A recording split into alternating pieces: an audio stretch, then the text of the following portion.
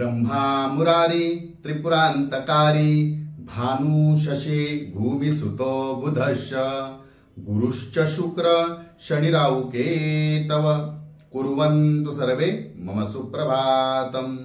श्री गुरुदेव दत्त, श्री स्वामी समर्थ। सुप्रभात मंडळी, अध्यात्म कलियुगातल्या चॅनेलवरती मी वैदिक ज्योतिषी गणेश शास्त्री शुक्ल आपल्या सर्वांचे स्वागत करतो। मित्रांनो, हे साप्ताहिक राशी भविष्य आहे 15 जुलै ते 21 जुलै 2024।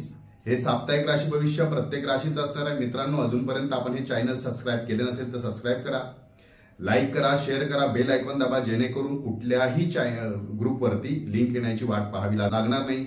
खूप लोक मला नंतर पर्सनली मेसेज करतात गुरुजी व्हॉट्सअपवरती की लिंक पाठवा, लिंक पाठवा। म्हणजे याचा अर्थ असा आहे की आपण अजूनपर्यंत हे चॅनल सबस्क्राईब केलेले नाही आहे आणि फक्त व्हॉट्सअपवरती जी लिंक येत आहे त्या लिंक ओपन करून आपण आपलं राशी भविष्य पाहत आहे। तसं करू नका मित्रांनो, प्लीज आपण हे चॅनल सबस्क्राईब करा। तसंच ह्या सप्ताहामध्ये मी आपल्याला जी उपाययोजना सांगणार आहे ती आषाढी एकादशी 17 तारखेला आहे।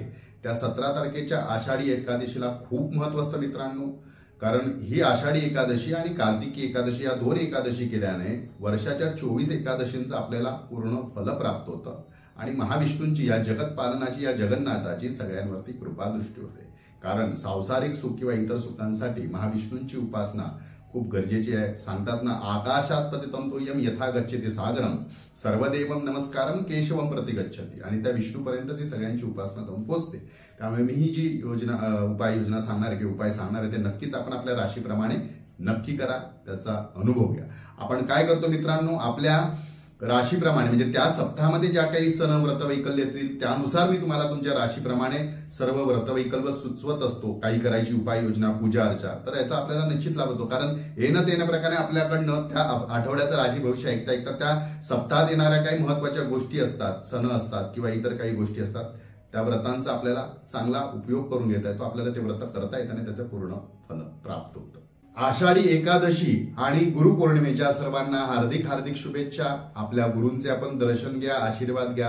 ही आषाढी एकादशी आणि गुरुपौर्णिमेच्या आपल्याला पुन्हा एकदा हार्दिक शुभेच्छा। धन्यवाद। चला तर सुरू करूया साप्ताहिक राशी भविष्य 15 जुलै ते 21 जुलै 2024।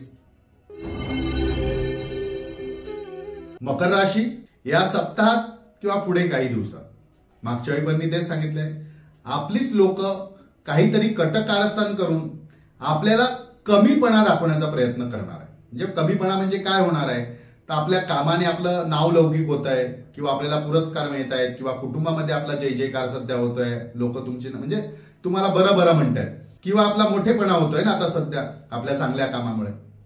शनी महाराज प्रसन्न आहेत आपल्यावरती, आपल्याला आता चांगलं यश देत आहे प्रत्येक कामामध्ये। आपल्या प्रामाणिकपणाने आपण करत असलेल्या कामात आपल्या शनी महाराज चांगले यश देत आहेत।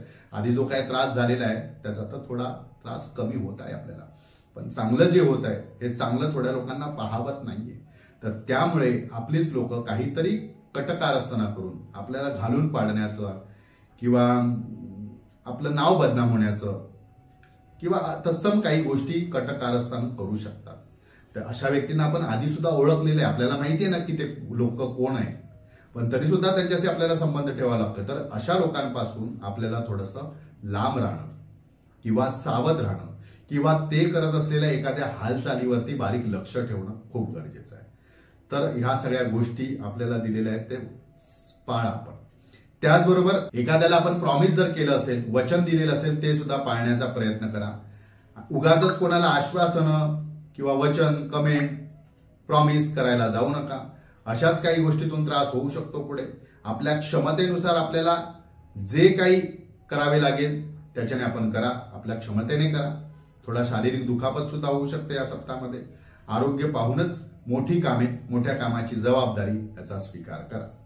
सर्वसाधारण आपल्यासाठी हा सप्ताह चांगला असणार आहे। फक्त हितशत्रूंपासून, कटकारस्थान करणाऱ्या लोकांपासून आपल्याला सावध राहायचं आहे।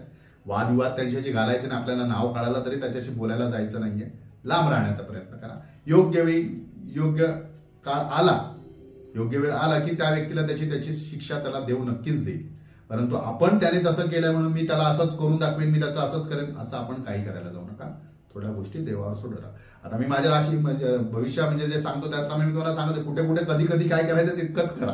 आता सध्या जास्त काय करायला जाऊ नका आणि वादविवाद करायला शक्यतो जाऊ नका, कारण सध्याचा काळ जितका चांगला आहे तितका वाईट सुद्धा आहे, तर त्यामुळे नाव खराब होऊ शकते आपल्या एखाद्या अपशब्दामुळे. मकर राशीला शुभ तारखा आहेत 15 आणि 17, शुभ अंक आहे 5 आणि रंग आहे हिरवा. याचा आपण लाभ करून घ्या. आता येणाऱ्या आषाढी एकादशीला आपल्याला जमत असेल तर महाविष्णूंच्या देवळात जायचं आहे. त्या ठिकाणी जाऊन आपल्याला जी काही विष्णूंची उपासना करता येईल आपल्या पद्धतीने, आपल्या क्षमतेने ती नक्की करा. एखादा अभिषेक करा, विष्णू सहस्रनामाचं पठण करा, किंवा त्या गुरुजींकडनं, त्या असणाऱ्या पुजाऱ्यांकडनं एखादी विशेष सेवा आपल्याकडनं घडून करायला सांगा, आपल्या नावे, आपल्या कुटुंबाच्या नावे. याचा लाभ करून घ्या. त्याचप्रमाणे 21 तारखेला जी गुरुपौर्णिमा आहे, त्या गुरुपौर्णिमेच्या दिवशी सुद्धा आपल्या आध्यात्मिक गुरु जे आहेत त्यांचं दर्शन घ्या, आपल्या गुरूंची पूजा करा. आपल्याला उपजीविकेचं जे साधन शिकवलेलं आहे, उपजीविकेसाठी जे पैसे कमवण्यासाठी जी कला शिकवलेली आहे, अशा गुरूंचं मात्र नक्की आपण आवर्जून दर्शन घ्या. जर त्यांच्याकडे अबोला असेल तर मुद्दाम बोला, त्यांचा नमस्कार करून त्यांचा आशीर्वाद घ्या. चला तर पुन्हा भेटूया पुढच्या आठवड्यात ह्याच वेळी ह्याच ठिकाणी. तोपर्यंत सर्वांचे धन्यवाद.